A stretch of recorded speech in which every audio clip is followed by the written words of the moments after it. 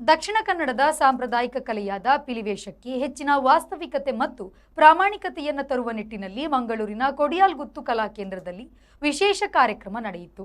ಖ್ಯಾತ ಹುಲಿ ಸಂರಕ್ಷಣಾವಾದಿ doctor K Ullas Karanth ಅವರು ನೈಜ ಹುಲಿವೇಷ ಮಾದರಿಯನ್ನು ಅನಾವರಣಗೊಳಿಸಿದರು. ಈ ಮಾದರಿಗಳು ಹುಲಿ ಮತ್ತು ಚಿರತೆಯ ನೈಜ ದೇಹ ಬಣ್ಣ, ಪಟ್ಟಿಗಳು ಮತ್ತು ರೋಸೆಟ್ಗಳ ವಿನ್ಯಾಸವನ್ನು ಒಳಗೊಂಡಿವೆ.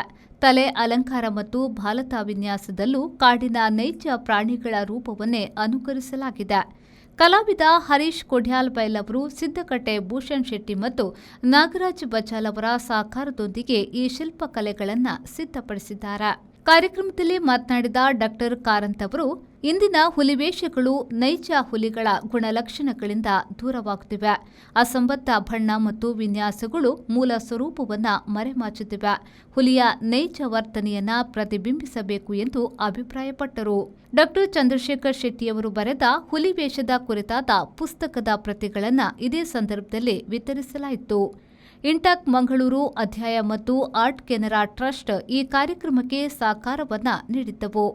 ಕಾರ್ಯಕ್ರಮದಲ್ಲಿ ಗ್ರೂಪ್ ಕ್ಯಾಪ್ಟನ್ ಕೊಡಿಯಾಲ್ಗುತ್ತು ಪ್ರದೀಪ್ ಶೆಟ್ಟಿ, ಹುಲಿವೇಷ ವಿದ್ವಾಂಸ ಡಾಕ್ಟರ್ ಚಂದ್ರಶೇಖರ್ ಶೆಟ್ಟಿ ಮತ್ತು ಕೆಕೆ ಪೇಜಾವರ ಭಾಗವಹಿಸಿದ್ರು. ಭಾರತ್ ಸ್ಕೌಟ್ಸ್ ಅಂಡ್ ಗೈಡ್ಸ್ನ ಮಾಜಿ ಜಿಲ್ಲಾ ಮುಖ್ಯ ಆಯುಕ್ತ ಎನ್ಜಿ ಮೋಹನ್ ಹಾಗೂ ಮೂಡಾದ ಮಾಜಿ ಅಧ್ಯಕ್ಷ ಕೆ ತೇಜೋಮಯ್ಯ ಅವರು ಸೇರಿದಂತೆ ಹಲವಾರು ಗಣ್ಯರು ಉಪಸ್ಥಿತರಿದ್ದರು. ಕೊಡಿಯಾಲ್ಗುತ್ತು ಪ್ರತಿಭಾ ಕಾರಂತ್ ಸ್ವಾಗತಿಸಿದ್ರು. ನೇಮಿರಾಜ್ ಶೆಟ್ಟಿ ವಂದಿಸಿದ್ರು. ಬ್ಯೂರೋ ರಿಪೋರ್ಟ್, ವಿ4 ನ್ಯೂಸ್, ಮಂಗಳೂರು.